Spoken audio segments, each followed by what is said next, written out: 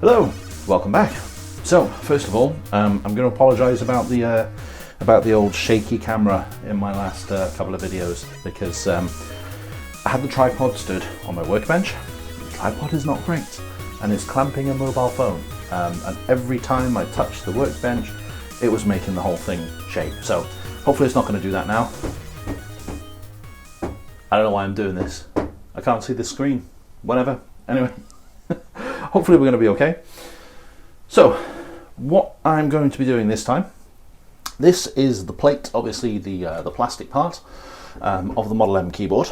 I've stripped all of the keys out completely and separated the keys from the stems. We'll show you that in a later video. The keys are actually separate on, the keycaps are separate to the actual part which actuates the key. I'll show you in a separate video anyway. What we're going to be doing this time is, I've gone over this keyboard, well, okay. What I'm going to be doing is hopefully drilling all the holes that I need to.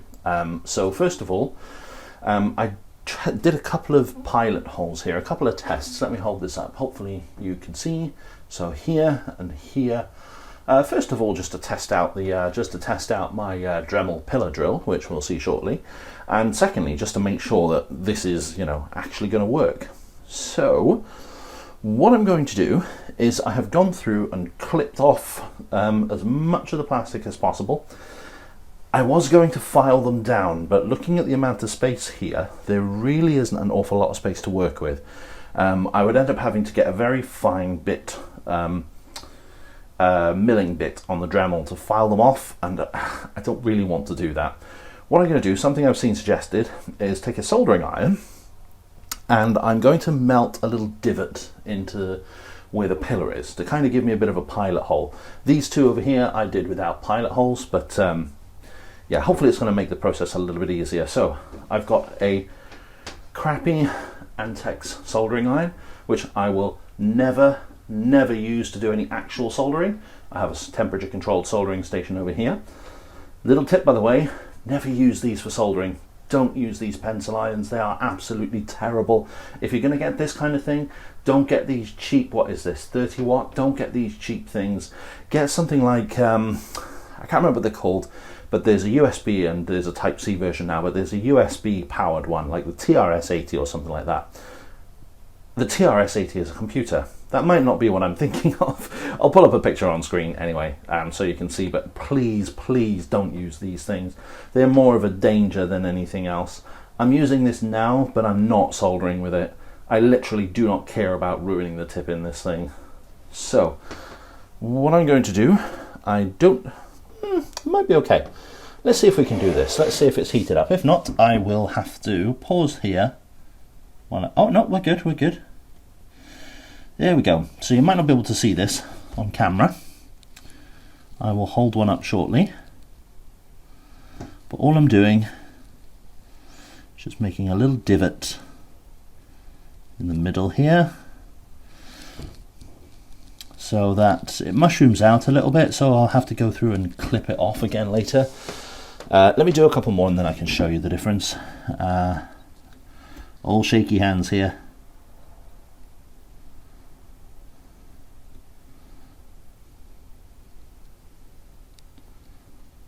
Yeah, the plastic kind of balloons and mushrooms out a little bit as it melts through. That's not surprising. That's fine. Right, so let's hopefully make sure you can see this. So here's one where I've chopped the plastic off, and then so over here you can see the couple that I've melted. I'm glad I've got the window open because this stinks. We take a look at the soldering iron. Yeah, that's a horrible mess. But like I said, it's a shitty Antex pencil soldering iron. I do not care about it. I'm going to pause the video here. I'm going to cut here. I will be back when we're done. Okie dokie. Welcome back.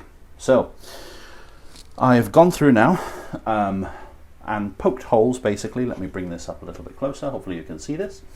Not so close actually, because the we have to make sure that you can see it. So yeah, I've gone through, poked holes, just made like a little what's the what a pilot hole? That's it, a pilot hole. Using my soldering iron, and you may have noticed well, you may not have actually, because it's not really in shot, but the Angry Boy Dremel drill press. So yeah, okay. I was going to say now comes the complicated bit, now comes the difficult bit, and it kind of is, I guess. The difficulty that you have is, you've seen before that this piece of plastic is curved, and obviously I need to go straight through. It needs to follow that curvature. Otherwise what's going to happen is that you could end up wandering off, going off to the side, and it could cause all sorts of problems. I'd like to avoid that. The test holes, the pilot holes that I did were okay. They weren't too bad. So hopefully this isn't going to be a problem. What we can do here is kind of, if I press down this just a little bit to secure it, hopefully that's enough to just flatten it out so that we get a nice straight hole on the drill press. Well, would you call this a drill press? It's a Dremel workstation. Sorry about the fan, by the way. Yeah, I totally forgot that obviously melting plastic. Yeah, I'm in a very small room here. You might hear the echo. It's going to fill with fumes very quickly. So I did have the window open. The fan is just cooling things down. Tend to get a little bit steamed up when I'm wearing safety glasses, because you do want safety glasses for this kind of thing. You only ever get one pair of eyes. Don't fuck around with them. Anyway, I've probably waffled enough now. Let's get the Angry Boy on. Let's turn on the Angry Boy, and let's get a couple going. So line it up first of all with it switched off. Then we'll switch on and get going. Yeah, that hopefully the old pilot hole here is going to help. We will see. I have no idea what this is going to do to my audio levels.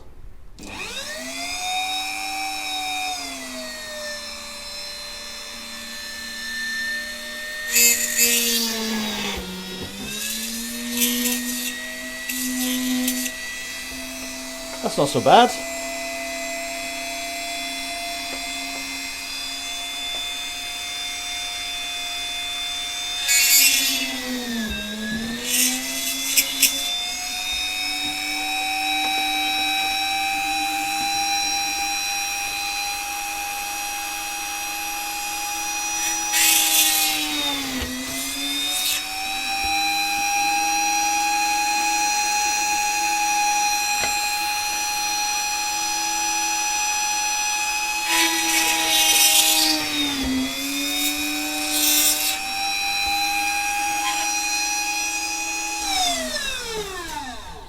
Let's just switch that off for a moment to bring that up a little bit closer. That's not working too badly, so hopefully you can see we've got some holes running all the way through now, so this is working out okay.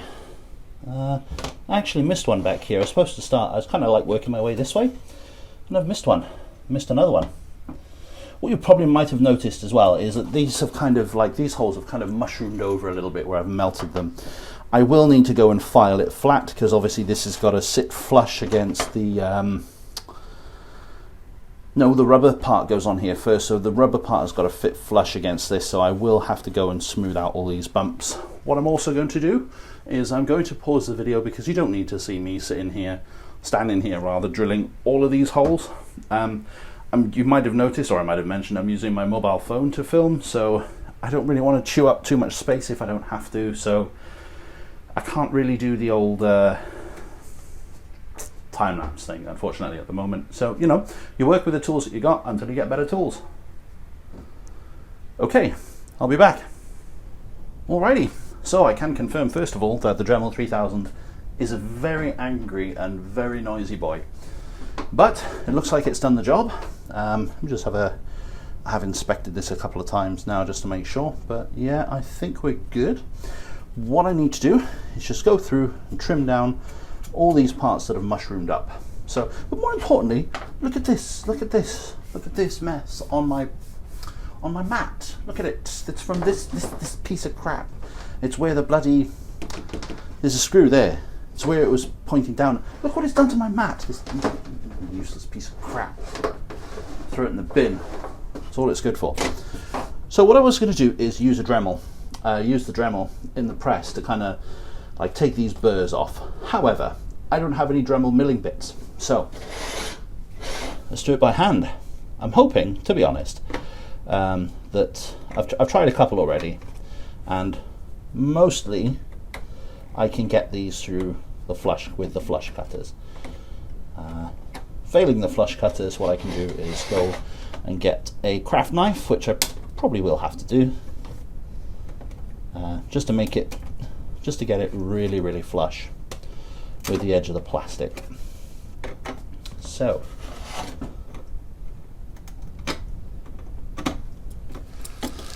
yes, it would have been, in hindsight, it would have been very much easier to do this with milling bits on the Dremel. I don't have milling bits for my Dremel. Okay, so put that sharp boy away. Clear off some of this mess here so we can see. I'm really annoyed about these. It's going to take me a while to get over these. Never mind. So now we have pretty much everything ready. The only thing that remains for me to do is to get off and clean these things. Now, I will confess, I haven't unfortunately cleaned the keys. I was not expecting, to be perfectly frank, I was not expecting this to be such a, I'm not going to say easy, but well, no, it has been easy. This is just time consuming, really. I was not expecting this to be such an easy process. What I'm just going to do, now I can see this, you may not be able to see it on camera, but I can see where these holes line up. So let's grab a bolt. Let's make sure that we can actually get the bolt all the way through. So these are, where are these from? Westfield fasteners. They're just 8mm. Well, let me show you the label here. Here we go. That's all I'm using. And there's the nuts, hex nuts, DIN 934A2ST. But you know, these are just commodity things. You can get these anywhere. I've got 160 bolts, 150 nuts, so it should be more than enough. Let's pop the bolt, or a bolt rather, through roughly the middle of the keyboard. Let's try and do that. And here is where we need a magnetic screwdriver. Wait, this is a magnetic... This is supposed to be a magnetic screwdriver. I have a feeling it is not. Okay, so... yeah, now this is what I was... oh, no, there we go. Ah, okay. It looks like, hopefully we can see this, there may be just enough flush there. There may be just enough sitting proud. This is kind of awkward to film, to be perfectly honest. This is awkward to film. Let's just pop that down a second. I was sure I had a... ah, I do have a nut. So...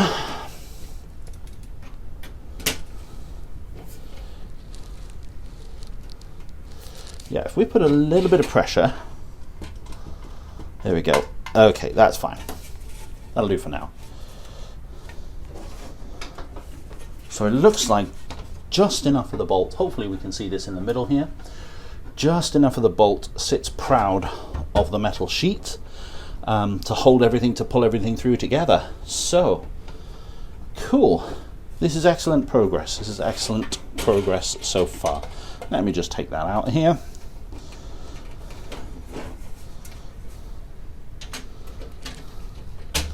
And now that key is, now that bolt is stuck in there. Never mind. Again, I shall do that off camera. Okay, I think that's probably a good point to wrap this up. So, thank you very much for watching. Next steps then, I need to take this away, this away. See, it is magnetic. Whatever. Take these two away, give them a damn good scrubbing. What I also need to scrub are...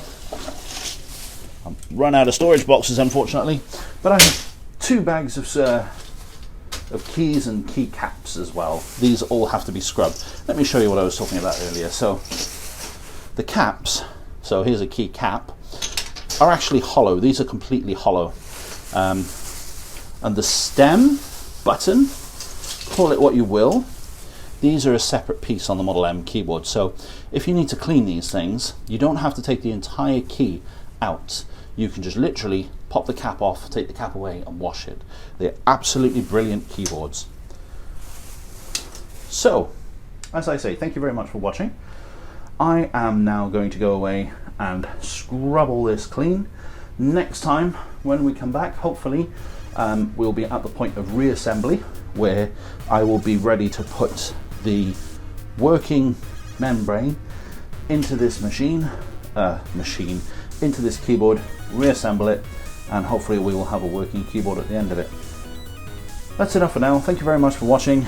All that good YouTube stuff, like, thumbs up, you know, you don't have to, but you know, it's what people do, innit? Catch you next time.